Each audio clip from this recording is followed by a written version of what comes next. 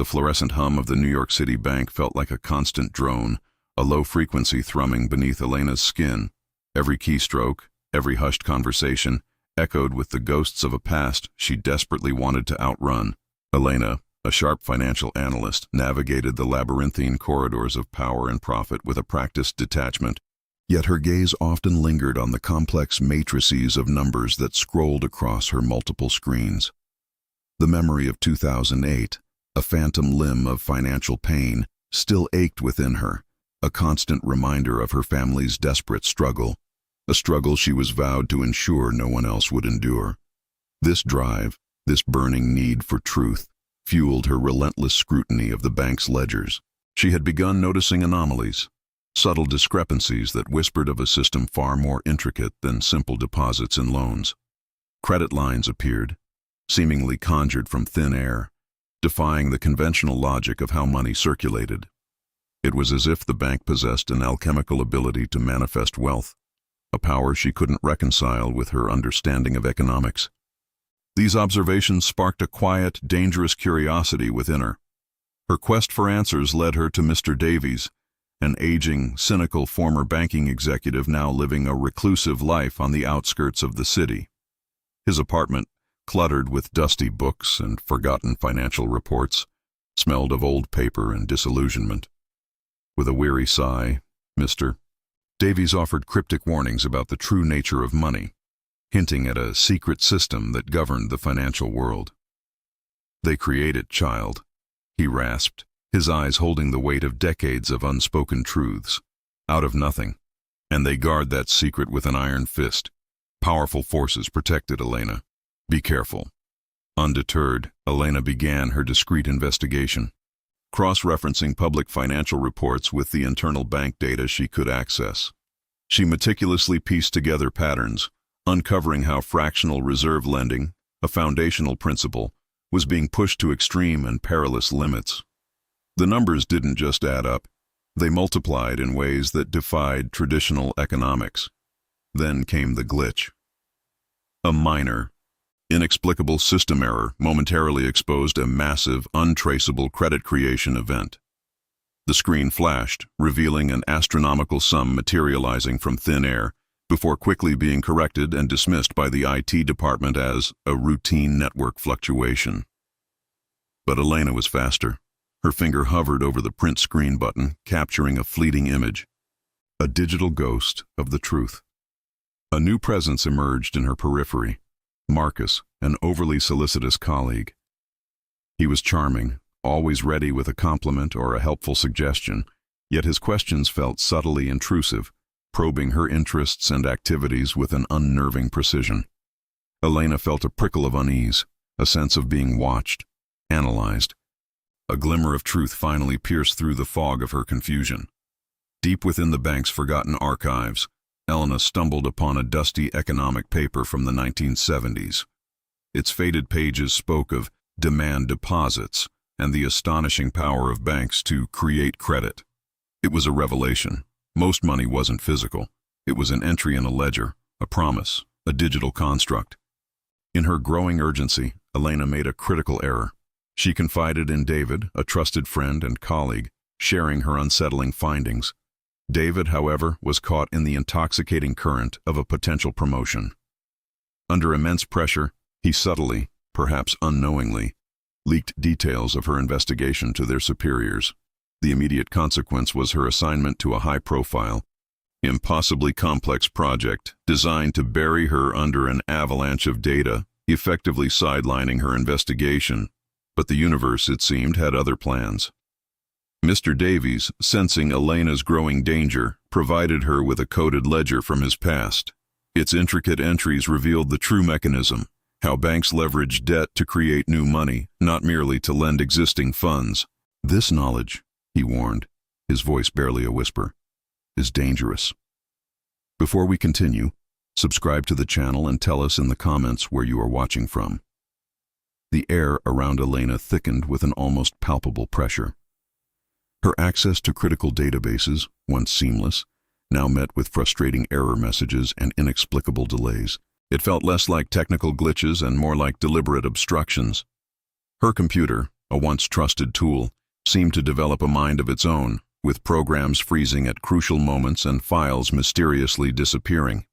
The subtle shift in its behavior, combined with the lingering sensation of being observed, painted a chilling picture of remote monitoring.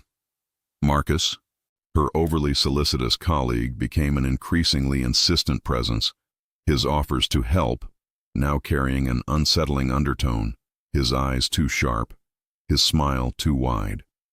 Elena found herself wrestling with a profound ethical dilemma. The weight of Mr. Davies's coded ledger, the snapshot of the glitch, and the dusty truths from the 1970s paper pressed down on her. Exposing the system meant shattering illusions, potentially destabilizing an entire financial world. Could she, a single analyst, truly take on such a behemoth? The memory of her family's haunted faces during the 2008 crisis, the quiet despair in her mother's eyes rekindled her resolve. She wasn't just fighting for an abstract truth. She was fighting for a future where such systemic injustices couldn't cripple ordinary lives. A deeper, more personal revelation solidified her conviction. While sifting through old family documents, Elena discovered faded receipts and loan agreements bearing her grandfather's signature. He, a proud small business owner, had been a victim of predatory lending practices decades ago, practices that mirrored the very mechanisms she was now uncovering. The bank, her bank, had been complicit in his ruin. This wasn't merely an academic pursuit, it was a quest for vengeance, a desperate need to right a historical wrong that had echoed through generations. Driven by this renewed purpose, Elena spent countless nights hunched over her keyboard, lines of code blurring into a hypnotic tapestry. Through sheer will and meticulous data analysis, she began to deconstruct the bank's core system. What she uncovered was a complex, self-adjusting algorithm, intricately designed to obscure the origins of newly created money. It was a digital chameleon, attributing these phantom funds to market operations or liquidity adjustments, effectively making them untraceable. The system wasn't just manipulating numbers, it was manipulating reality. The mounting tension became unbearable, prompting Elena to confront David. His face, usually open and friendly, was now etched with guilt and fear. He confessed his betrayal, his voice a strained whisper, citing the immense pressure from his superiors, the fear of losing his career, of failing his family. He looked broken, a man trapped by his own choices. But in his confession there was a flicker of something else. Remorse. He offered hesitant assistance, torn between the loyalty he once felt for Elena and the self-preservation that had led him astray. Then came the email. Anonymous, chillingly precise. Continue this path and you risk more than your career. Some secrets are best left buried, for the sake of those you hold dear. The veiled reference to her family sent a cold shiver down Elena's spine, a stark reminder of the very real danger she faced. The stakes had just escalated dramatically. Just as despair threatened to consume her, an unexpected ally emerged. Sarah, a junior IT specialist known for her quiet competence and thinly veiled disdain for corporate politics, approached Elena. Intrigued by the ghost transactions Elena had inadvertently mentioned, and sensing the genuine threat Elena faced, Sarah secretly offered her expertise. She had seen enough of the bank's internal machinations to become disillusioned, and Elena's quest resonated deeply with her own sense of injustice. Together, working under the cloak of night, Elena and Sarah burrowed deeper into the bank's digital fortress. They uncovered a master key, a hidden backdoor protocol. This wasn't just an administrative override. It was a direct pipeline, allowing senior executives to manipulate the money creation algorithm at will, leaving no digital footprint. It was the ultimate tool for clandestine financial alchemy. The pieces clicked into place, revealing the true extent of Marcus's involvement. He wasn't just a spy, he was a key operative, a willing enforcer for the shadowy forces within the bank. His relentless scrutiny, his probing questions, his overly friendly demeanor now made terrifying sense. He was tasked with protecting the system at all costs, his motivation clear: immense financial gain and the intoxicating allure of power. A final, terrifying realization dawned on Elena. The bank wasn't merely maintaining the secret system, it was preparing to deploy it on an unprecedented scale. She pieced together fragments of information, internal memos, hushed conversations, a significant increase in specific trading activities. The bank was on the verge of a massive, artificially inflated credit expansion, designed to capitalize on a predicted market downturn. This wasn't just about profit. It was a calculated gamble that could trigger another devastating financial collapse, echoing the ghost of 2008, but this time, intentionally orchestrated. The clock became Elena's relentless adversary. With Sarah's technical brilliance and David's newfound, albeit hesitant, commitment, they plunged into a desperate race against time. Every hour was a battle against the unseen forces of the bank, every keystroke a defiance of the surveillance they knew was omnipresent. Sabotage attempts were subtle at first, corrupted files, mysteriously disconnected servers, but soon escalated to more direct interference, like locked offices and disabled keycards, each a clear message that their efforts were being watched and resisted. Yet, fueled by the memory of her grandfather and the looming specter of another financial crisis, Elena pushed forward, her resolve hardening with each obstacle. One evening, as the city lights twinkled below her office window, Marcus materialized in the doorway, his usual veneer of friendly concern replaced by an icy, predatory gaze.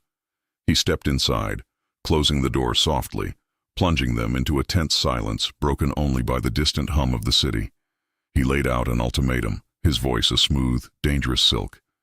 He spoke of immense wealth, of unparalleled power, of a future where Elena could stand by his side, untouchable, if she would only abandon her crusade. He painted a seductive picture of a world where they, the chosen few, dictated the flow of capital, ensuring stability through controlled manipulation. He then shifted, his tone darkening, describing the ruin that awaited her and her family if she persisted, the casual cruelty of his words chilling Elena to the bone. "The system," he purred, "is necessary. It's the engine of the world, whether you understand it or not." Elena met his gaze, her own unwavering, a silent testament to her unyielding integrity. The climax arrived with a pre-dawn stillness, the city barely stirring. Elena, with Sarah hunched over a bank of monitors, prepared for the data dump.